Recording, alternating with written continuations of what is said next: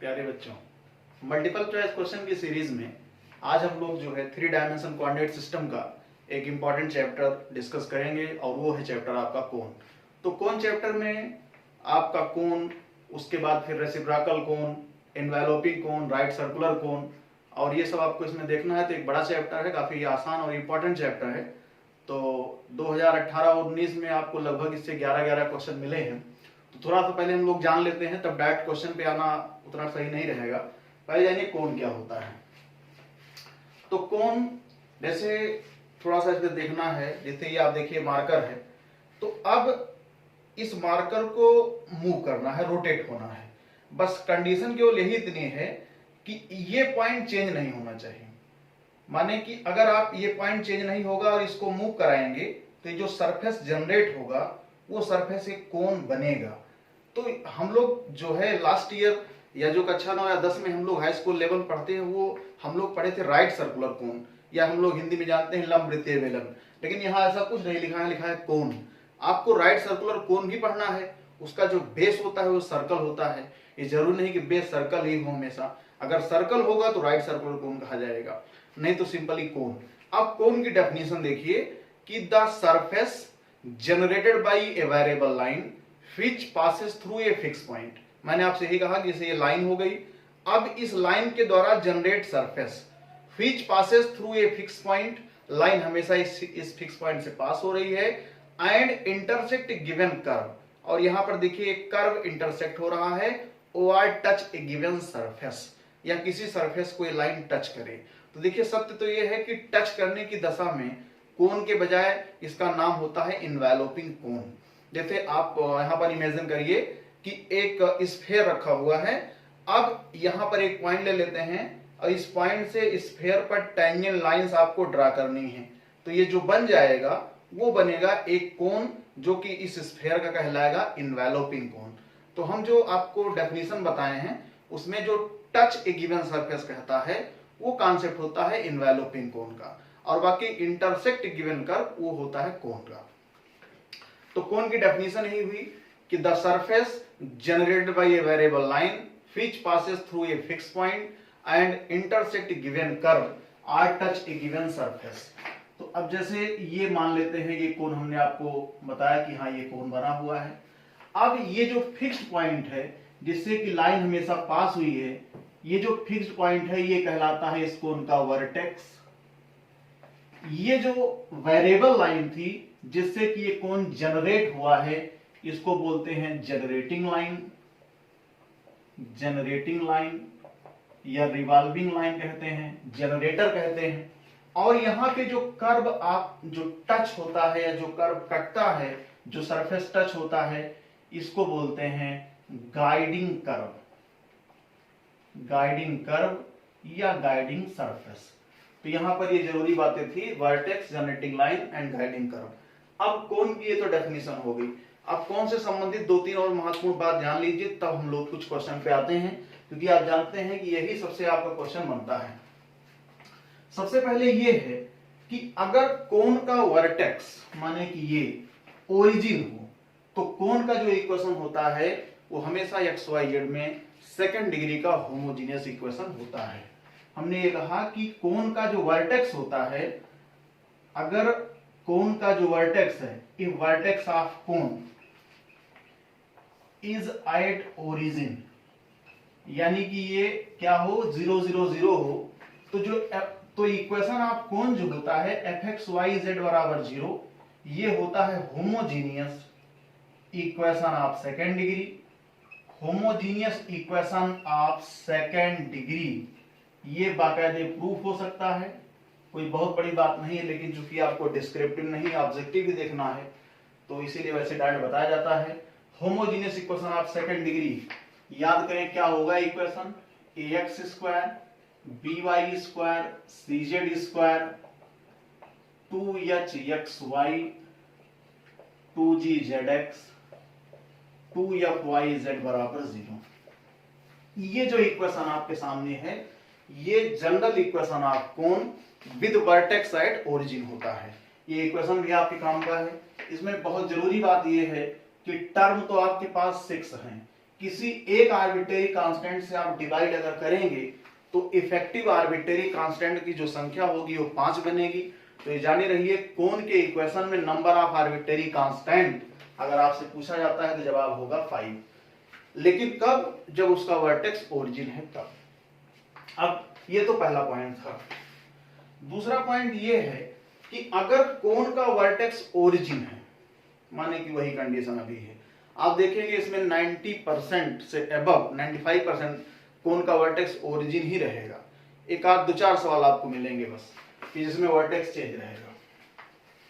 दूसरी कंडीशन ये है कि अगर कोन का इक्वेशन ये है और इसका वर्टेक्स ओरिजिन है, माने homogeneous equation of second degree in x y z है, और एल एम एन इस कोन की जनरेटर की डायरेक्शन कोसाइन है या डायरेक्शन रेशियो है, माने दोनों, चाहे कोसाइन हो तो हम लोग रेशियो हो तो कोसाइन बना ही सकते हैं, तो ये हमेशा इस इक्वेशन को सेटिस्फाई करता है, यानी जहां एक्स वाई जेड है वहां पे एलएमएन सेटिस्फाई करेगा। ये सब दो लाइन का सब प्रूफ है। तो केवल इतना जानना है कि if l m n are direction cosine of generator of cone then it satisfy equation of cone with vertex at origin. ये तो हो गई दूसरी दो बातें। उसके बाद तीसरा जो पॉइंट आता है वो ये है कि equation of cone with vertex at origin and passing through 3 coordinate axis, माने कि कोन का वर्टेक्स अगर ओरिजिन है और वो तीनों कोऑर्डिनेट एक्सिस से पास होता है तो उसका इक्वेशन क्या होगा। तो तीनों कोऑर्डिनेट एक्सिस से पास होने का मतलब हो गया कि कोन की जो जनरेटर है वो तीनों कोऑर्डिनेट एक्सिस हैं। अभी हमने आपको बताया कि कोन की जनरेटर की डायरेक्शन कोसाइन कोन के इक्वेशन को सेटिस्फाई करती है, तो आपने मान लिया कि यही इक्वेशन ऑफ कोन है। अब अगर इसकी जो है एक्स एक्सिस जनरेटर होगी तो आपको पता है एक्स एक्सिस की डायरेक्शन कोसाइन होती है 1 0 0। तो अब ये डायरेक्शन कोसाइन इस इक्वेशन को सेटिस्फाई करेगी, तो आपको x के प्लेस पर 1 और y और z के प्लेस पे 0 0 जब रखेंगे तो इस इक्वेशन में केवल a मिलेगा जो कि 0 के बराबर होगा। जब आप कहेंगे y एक्सिस जनरेटर है तो y एक्सिस की डायरेक्शन कोसाइन 0 1 0 होती है। इसको जब आप यहां पुट करेंगे बाय दिस प्रॉपर्टी तो आपको यहां से मिल जाएगा b बराबर 0, इसी तरह अगला मिल जाएगा c बराबर 0। जब abc को आप यहां रख देंगे 0 तो आपके पास इस इक्वेशन में क्या बचेगा, ट्वाइस टाइम रहेगा, ट्वाइस हम हटा दे रहे हैं, यानी बचेगा F y z g z x और एच एक्स वाई बराबर 0। ये इक्वेशन आपके ऑब्जेक्टिव में टीजीटी पीजीटी वगैरह में डायरेक्ट पूछ ले जाता है कि ये इक्वेशन क्या रिप्रेजेंट करता है। तो रिप्रेजेंट करता है ये कोन जिसका वर्टेक्स ओरिजिन है और जिसके जो जनरेटर्स हैं वो तीनों के तीनों कोऑर्डिनेट एक्सिस हैं। इतनी बातें इसमें हो गई हैं। अब एक बात आपको और समझा दें, उसके बाद फिर हम जो है ऑब्जेक्टिव क्वेश्चंस देखते हैं। फिर आगे आपको बताते रहेंगे। थोड़ा चैप्टर आपका लेंथी है लेकिन काफी स्कोरिंग चैप्टर है। देखिए यहाँ पर एक बात और आती है कि अगर जो कोन है उसका वर्टेक्स ओरिजिन है, जो अगला पॉइंट है कि अगर कोन का वर्टेक्स ओरिजिन है और जो उसकी जनरेटर हैं वो 3 परपेंडिकुलर म्यूचुअली परपेंडिकुलर लाइंस हैं, तो 3 म्यूचुअली परपेंडिकुलर लाइंस में एक्स वाई जेड एक्सिस भी हो सकती हैं और भी लाइंस हो सकती हैं। तो अगर ऐसा है, माने कि अगर ये equation a x square b y square c z square plus 2h x y जो इक्वेशन होता है 2g Z x 2f Y Z, अगर ये इक्वेशन ऑफ कोन जो है वो 3 म्यूचुअली परपेंडिकुलर जनरेटर से रिप्रेजेंट करता है, माने इस इक्वेशन के पास, इस कोन के पास 3 म्यूचुअली परपेंडिकुलर जनरेटर्स हैं, तो हमेशा एक्स स्क्वायर का कोफिशिएंट प्लस वाई स्क्वायर का कोफिशिएंट प्लस जेड स्क्वायर का कोफिशिएंट का जो सम होता है वो 0 के बराबर होता है। ये एक बहुत ही इंपॉर्टेंट प्रॉपर्टी है जो कि डाटा आपके परीक्षा में भी आ सकती है और इस पर सवाल तो आपको मिलता ही है। तो अब जो है आगे हम लोग इसी बिंदु पर कुछ ऑब्जेक्टिव क्वेश्चन देख रहे हैं। इतना ऊंचा क्यों? देखिए क्वेश्चन लिखा है what is vertex of cone. ये कोन दिया है, इसका वर्टेक्स क्या है। ये क्वेश्चन 2018-19 दोनों बार पूछा गया है। तो 18 और 19 दोनों बार का क्वेश्चन है आपका ये। लिखा है इस कोण का वर्टेक्स क्या है, तो बस केवल देखना भर है क्वेश्चन। कोण का जो इक्वेशन है वो होमोजेनियस इक्वेशन है, सेकेंड डिग्री का है, और साथ ही साथ जो है अभी आपको बताया गया था कि अगर कोण का equation homogeneous of second degree है तो हमेशा किस कोण को रिप्रेजेंट करता है, जिसका वर्टेक्स होता है ओरिजिन। तो इसका वर्टेक्स देखिए ये लिखा है 0 0 0, यानी इसका डी ऑप्शन सही है। अगला लिखा है equation of cone whose vertex is origin and base curve, base curve उसी गाइडिंग कर्व को कहते हैं, इज दिया है z equal to k f x y equal to 0। अब आपको इसमें से कोई जो है एक ऑप्शन चूज करना है, तो अब इसको तो लगाना पड़ेगा। तो आपके पास जो गाइडिंग कर्व दिया गया है, ये दो गाइडिंग कर्व दिए गए हैं। देखिए बात ये है कि गाइडिंग कर्व क्या होता है, आपको बताया गया था अभी कि जो कोण की जनरेटर जिस कर्व को काटती हैं वही गाइडिंग कर्व कहलाता है। तो अगर कोण का जो वर्टेक्स है ओरिजिन है तो इक्वेशन क्या होता है होमोजेनियस।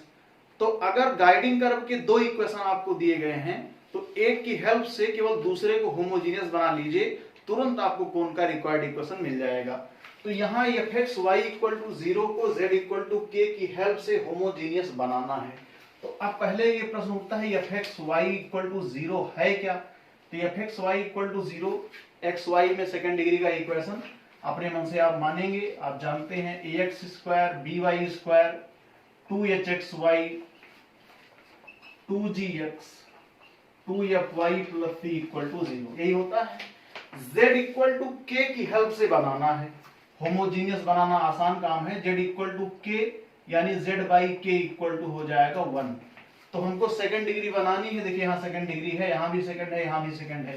तो यहाँ पर क्या करेंगे, जैसे ए एक्स स्क्वायर है बी वाई स्क्वायर और 2hxy, यहाँ 2gx के बगल में 1 लिखा जा सकता है, 1 की वैल्यू पुट करेंगे z बाई के, अब डिग्री इसकी 2 हो गई। इसी तरह इस y के बगल 1 लिख सकते हैं, वैल्यू z बाई के, डिग्री 2 हो गई।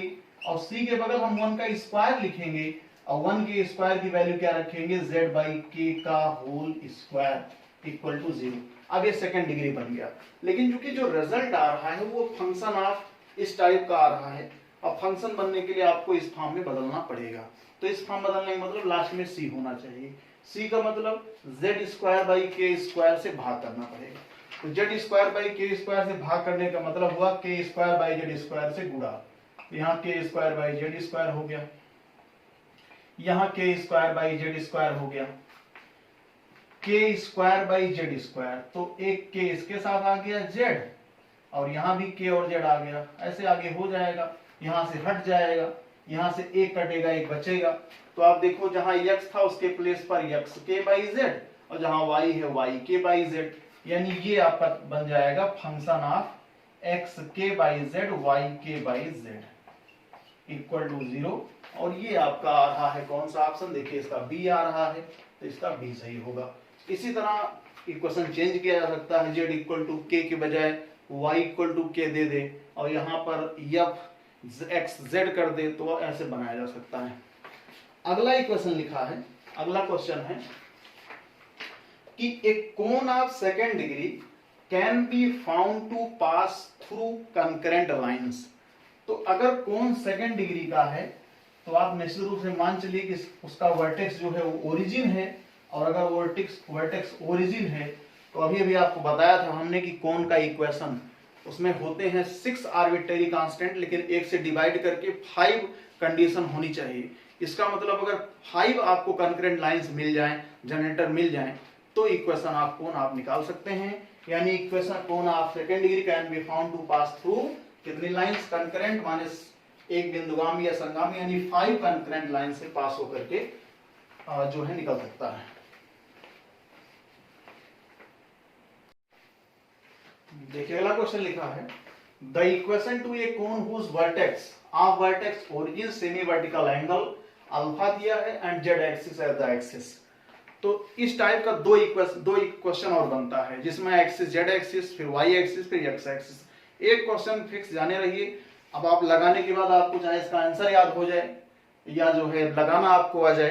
तो ये दरअसल क्वेश्चन है राइट सर्कुलर कोन का। तो राइट सर्कुलर कोन क्या होता है, जैसे ये लाइन हो गई और एक लाइन ये है, इस लाइन को मूव करना है इस लाइन के सापेक्ष, लेकिन इस पॉइंट को नहीं छोड़ना है और ये एंगल कांस्टेंट, यानी अगर ये एंगल अल्फा है तो इस कंडीशन में भी अल्फा हो, इस कंडीशन में भी अल्फा हो, और अगर ये कोण कांस्टेंट रहेगा तो ये दूरी हमेशा कांस्टेंट रहेगी, यानी ये जो बनेगा वो जो है हमेशा बनेगा एक सर्कल, क्योंकि ये दूरी हमेशा कांस्टेंट रहेगी। ये जो कांस्टेंट डिस्टेंस होगी यही जो है इसकी रेडियस हो जाएगी राइट सर्कुलर कोन की। फिलहाल यहाँ आपको जरूरत नहीं है इसकी। तो ये जो कांस्टेंट एंगल होगा वो अल्फा हो जाएगा, यही सेमी वर्टिकल एंगल कहलाता है। ये फिक्स पॉइंट वर्टेक्स, और ये जो फिक्स लाइन है उसको बोलते हैं इस राइट सर्कुलर कोन की एक्सिस। तो यहाँ राइट सर्कुलर कोन कहीं नहीं लिखा है, लेकिन ये जाने रहिए कि कोन के इक्वेशन में अगर आपको एक्सिस दी है, सेमी वर्टिकल एंगल दिया है, तो राइट सर्कुलर कोन की ही बात है। तो अब यहाँ पर इसको लगाने के लिए एक फिगर हम लोग खींच लेते हैं। मान लेते हैं कि यही जेड एक्सिस है, तो जेड एक्सिस हो चाहे वाई एक्सिस हो चाहे एक्स एक्सिस हो, तीनों की तीनों 0 0 0 से पास होती हैं। ये angle semi vertical angle alpha दिया ही गया है। जेड एक्सिस की डायरेक्शन रेशियो कोसाइन जो भी कहें 0 0 1 कोसाइन ही होती है। और आपने अपने मन से कहीं कोई पॉइंट इस सरफेस पर मान लिया पी, जिसका कोऑर्डिनेट है एक्स वाई जेड, ये कोऑर्डिनेट हो गया। तो इस ओपी की direction ratio x minus 0 y minus 0 z minus 0, यानी कि डायरेक्शन रेशियो ओपी की एक्स वाई जेड और डायरेक्शन रेशियो ओजेड की 1 है, और दोनों के बीच का कोण अल्फा है। तो याद करिए कास अल्फा बराबर x into 0 y into 0 z into 1 z upon under root x square plus y square plus z square. ये इतना हो गया। स्क्वायर कर दीजिए और ट्रांसपोज कर दीजिए, तो इसको इधर करेंगे, जेड स्क्वायर हो जाएगा सेक स्क्वायर अल्फा, तो x square plus y square equal to z square, और सेक स्क्वायर अल्फा माइनस 1 बराबर हो जाएगा tan स्क्वायर अल्फा। यही आपका जवाब आ रहा है। देख लीजिए कौन सा ऑप्शन है, बी। तो आपको हम ऐसे ही बता दे रहे हैं, अगर आपको याद हो सके तो अगर जेड एक्सिस है तो z square tan square alpha, y axis है तो y square tan square alpha, और एक्स एक्सिस है x square tan square alpha. ये इसका रिजल्ट होता है। अगला लिखा है कि ये भी क्वेश्चन आपका आया हुआ है, the equation of cone passing through the coordinate axis. अभी आपको हमने शुरुआत में ही बताया था निकाल के, and the lines, coordinate axis से जाता है और इन लाइन से भी जाता है। तो कोऑर्डिनेट एक्सिस से होकर जाने वाला जो कोण होता है उसका इक्वेशन अगर आपको याद हो तो बताया गया था f y z g z x h x y बराबर 0, ये होता है। अब इन लाइन से पास होने का मतलब है कि ये भी कोण की जनरेटर है, और कोण की अगर जनरेटर है तो उस जो कोण की जनरेटर की डायरेक्शन रेशियो होती है, कोसाइन होती है, वो कोण के इक्वेशन को सेटिस्फाई करती है। तो इसकी डायरेक्शन रेशियो है जनरेटर की 1 - 2 3, तो यहाँ पर हम 1 - 2 3 एक्स वाई जेड के प्लेस पे रखेंगे।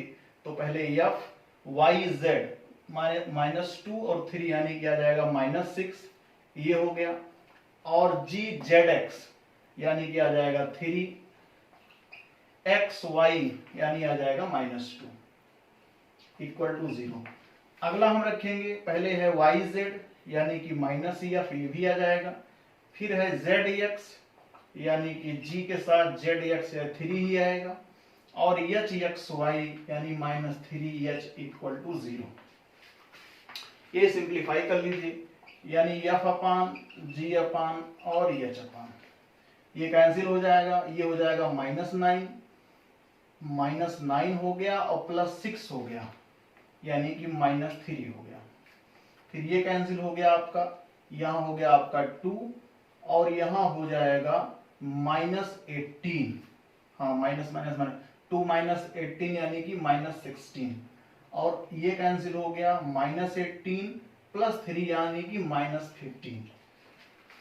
एक बार आप फिर से इसको मिला सकते हैं, ये कैंसिल हो गया यानी -9 और +6 यानी -3, ये कैंसिल 2 - 18 ठीक है, ये कैंसिल हो जाएगा -18 + 3 -15, माइनस हटा सकते हैं सब में से, के मानेंगे वैल्यू वहां पुट करेंगे, यानी 3yz + 16zx + 15xy = 0। देखिए ये ऑप्शन बी आपका आ रहा है, इसका मतलब बी सही है। अब एक तरीका और भी है, उसको हल करने के बजाय आप डायरेक्ट इसको सेटिस्फाई भी करा सकते हैं। तो बात एक ही हुई, सेटिस्फाई कराएंगे तो सबसे बारी बारी चेक करना पड़ेगा। एक बार ये रखेंगे इसमें, फिर ये रखेंगे इसमें। अगला देखिए, लिखा है द इक्वेशन, एक इक्वेशन लिखा है root f x plus root g y plus root h z equal to 0 represents. अब देखिए ये क्वेश्चन थर्ड पेपर का ही है, 2 बार आपको क्वेश्चन मिलेगा इस टाइप का, दोनों परीक्षा में आया हुआ है। अगर root f x plus root g y equal to 1 हो तो ये पैराबोला रिप्रेजेंट करता है, ये क्वेश्चन भी आया है। लेकिन अगर रूट एच जेड है बराबर 0 है तो ये हमेशा एक कोण रिप्रेजेंट करता है और इस कोण का वर्टेक्स होता है ओरिजिन। अब प्रश्न उठता है कैसे, आप इसको पहले इधर शिफ्ट कर देंगे तो हो जाएगा माइनस रूट एच जेड, उसके बाद फिर आप इसका स्क्वायर कर देंगे तो एफ एक्स जी वाई और 2 जी वाई अंडर रूट में हो जाएगा और एच जेड हो जाएगा। इसके बाद इसको आप इधर कर लेंगे, एफ एक्स जी वाई माइनस एच जेड, इसको इधर भेज देंगे और एक बार जैसे ही वर्ग फिर से एक बार स्क्वायर करेंगे, बस ये तुरंत सेकंड डिग्री का equation homogeneous with vertex at origin होगा, जो कि कोण रिप्रेजेंट करता है। तो इस लेक्चर में हम लोगों ने आज इतना देखा है। अब नेक्स्ट लेक्चर में आपको कोण से संबंधित और क्वेश्चन बताया जाएगा। Thank you.